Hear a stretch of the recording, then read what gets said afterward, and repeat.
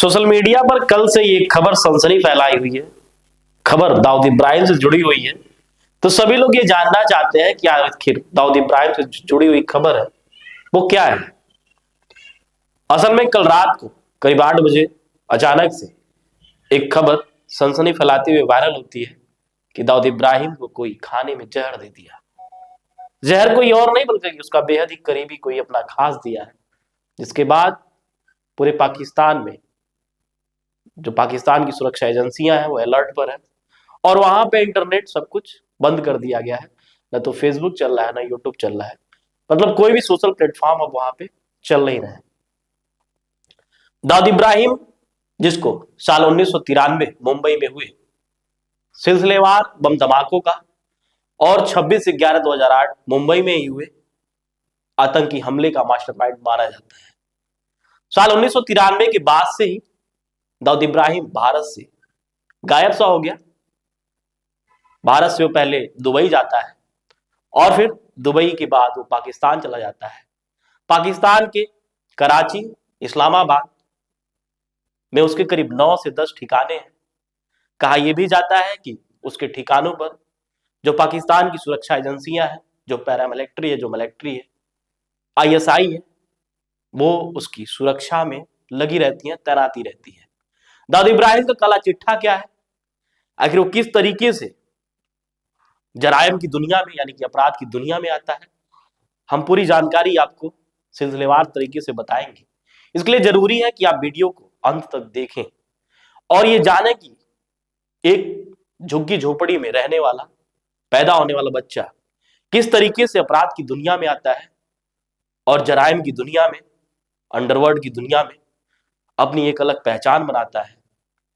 और भारत के लिए वो 30 सालों से भारत सरकार उसको खोज रही है, सुरक्षा एजेंसियां खोज रही हैं, मोस्ट वांटेड है। और गौर करने वाली बात, वो भारत से दूर तो है लेकिन जो उसके आपराधिक कृत्य हैं, कारनामे हैं, वो आज भी चल रहे हैं। उसकी जो डी कंपनी है वो फल फूल रही है और बड़े ही इत्मीनान से जो उसका गोरख धंधा है, जो उसका काला धंधा है, वो भी चल रहा है। अंडरवर्ल्ड डॉन कहा जाने वाला दाऊद इब्राहिम एक ऐसा नाम है जिसको लेकर सभी लोग ये जानना चाहते हैं कि आखिर दाऊद कहां है। कहा जाता है कि साल 1993 में भी भारत की सुरक्षा एजेंसियों के पास उसकी फोटो नहीं थी। साल 2011 और 16 में अचानक से उसकी एक तस्वीर आती है। आप भी दाऊद इब्राहिम की जो तस्वीर देख पा रहे होंगे, उसकी घनी मूंछ है, क्लीन शेव है, दाढ़ियां नहीं है, वो शेविंग की हुई है, घनी मूंछ है, चश्मा ब्लैक कलर का लगाया हुआ है और बेहद ही खुशनुमा अंदाज में सर के पास हाथ लगा के बैठा है। वही एक तस्वीर दाऊद इब्राहिम की हम सबके सामने है, वही हम देखते रहते हैं। दाऊद इब्राहिम जिसके पिता महाराष्ट्र पुलिस में कांस्टेबल रहते हैं और दाऊद कुल 5 भाई बहन रहते हैं।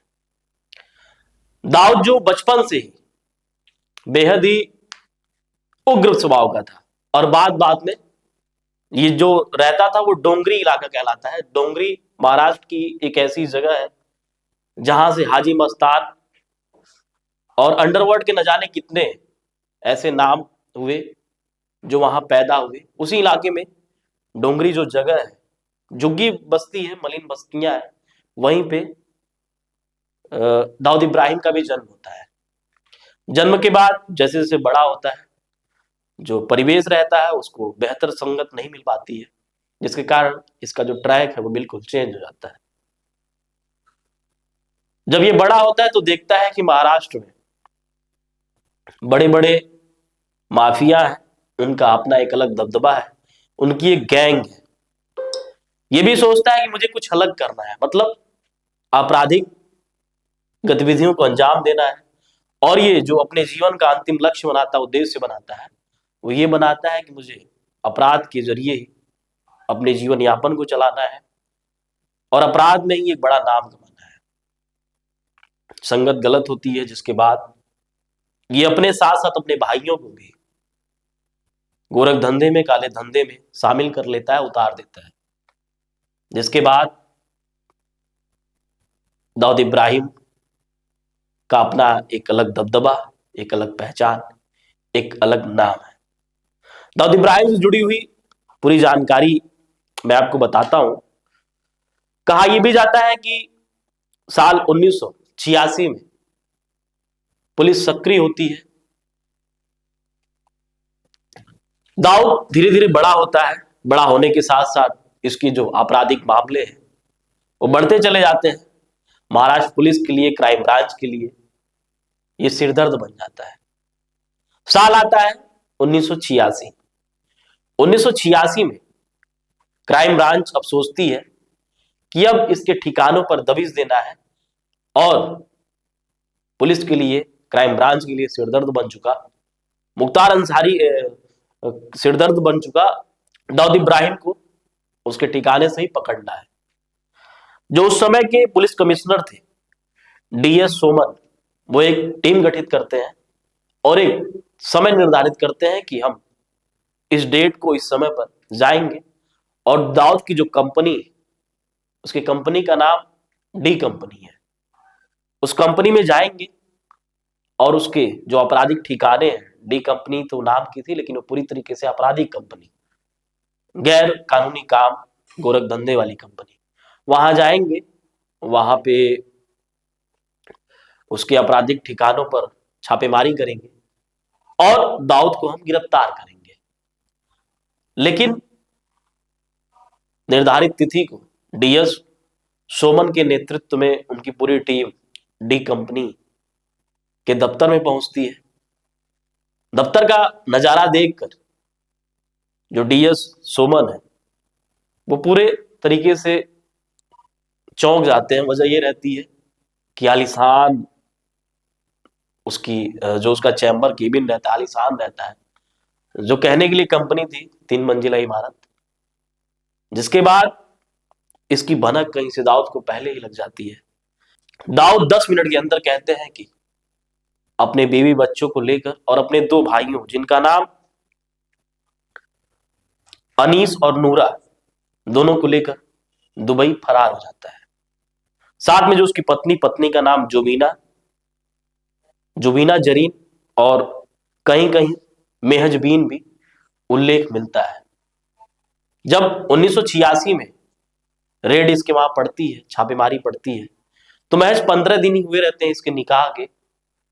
ये अपनी पत्नी मेहजबीन, अपने भाई अनीस और नूरा के साथ 10 मिनट के अंदर ये डी कंपनी अपने ठिकाने से फरार हो जाता है, निकल जाता है।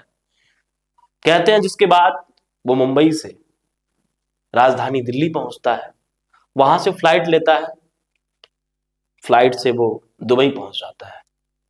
और आश्चर्य करने वाली बात, इसके पास कोई पासपोर्ट नहीं रहता है। वजह ये, जो इसका पासपोर्ट रहता है वो जो पुलिस रहती है, जो क्राइम ब्रांच की टीम रहती है, उसके पास रहता है। लेकिन फिर भी बिना पासपोर्ट के ये दुबई फरार हो जाता है, पहुंच जाता है। दुबई पहुंचने के बाद ये कुछ दिन दुबई में रहता है। फिर इसको भारत का चीर प्रतिद्वंदी, चीर विरोधी पाकिस्तान इसको शरण देती है और ये पाकिस्तान चला जाता है। धीरे धीरे घटनाक्रम आगे बढ़ता है, समय काल चक्र आगे बढ़ता है। ये पाकिस्तान से ही अपनी डी कंपनी को सर्कुलेट करना शुरू कर देता है। कहते हैं कि जो इसके दोनों भाई अनीस और नूरा, साथ में जो इसकी बीवी मेहजबीन है, ये तीनों मिलकर दाऊद के बिना भी डी कंपनी को बेहतर ढंग से मुंबई में चलाते रहते हैं। इसी बीच 6 दिसंबर साल 1992 आता है और विवादित ढांचा बाबरी मस्जिद को ढा दिया जाता है। बाबरी विध्वंस के बाद पूरे देश में विरोध होता है और ये घटना जो है दाऊद तक भी पहुंचती है। पाकिस्तान भी चाहता है कि अब भारत को सबक सिखाने के लिए भारत ने धमाके करना है। जो पाकिस्तान की आतंकी एजेंसी आईएसआई है, वो दाऊद से संपर्क करती है। भारत से बाहर जाके जो आतंकी गतिविधियों को अंजाम देते हैं, जैसे मोहम्मद दोसा, टाइगर मेमन, ताहिर मर्चेंट, सबकी अपनी एक समिति बनती है। ये आपस में सब मिलते हैं और ये निर्धारित करते हैं कि भारत में धमाका करना है, भारत को हिलाना है, भारत को सबक देना है। जिसके बाद 1 महीने के भीतर 6 दिसंबर को बाबरी विध्वंस की घटना हुई रहती है। उसके बाद 1 महीने के अंदर भारत से 3 हिंदुस्तानी युवकों को पाकिस्तान बुलाया जाता है, दाऊद बुलाता है। दाऊद नहीं चाहता था कि पाकिस्तान के या फिर अन्य जो भारत के जो कह सकते हैं कि ये आतंकी अन्य देशों में जाके शरण लिए हुए थे, उनका नाम जो होने वाला आतंकी हमला था उसमें सामने आए। तो ये 3 भारतीय हिंदुस्तानियों को वहां पे बुलाता है, उनका ब्रेन वॉश करता है और कहा यह भी जाता है कि उनको गुजरात दंगों का दृश्य दिखाया जाता है, किस तरीके से मुस्लिम महिलाओं के साथ अत्याचार हुआ था। महीने भर के अंदर उनको अच्छे ढंग से ट्रेनिंग दी जाती है कि किस तरीके से आपको आरडीएक्स बिछाना है, किस तरीके से धमाके करना है। ब्रेन वॉश करने के बाद, ट्रेनिंग देने के बाद उन 3 हिंदुस्तानियों को भारत भेज दिया जाता है। और जो 1993 में 12 मार्च 1993 को होने वाला हमला रहता है, उसमें जो विस्फोटक सामग्री रहती है उसको पाकिस्तान से मुंबई के रायगढ़ पोर्ट पर भेजा जाता है और फिर उन सामानों को महीने भर के अंदर व्यवस्थित तरीके से रख दिया जाता है। तारीख आती है 12 मार्च 1993, जो किसी भी भारतीय के जहन में आज भी जब उसकी रूपरेखा दिमाग तक पहुंचती है, जब आज भी वो दिन भारतवासी याद करते हैं तो सहम जाते हैं। वजह यह रहती है कि 12 मार्च 1993 को मुंबई में लगातार 13 बम धमाके होते हैं।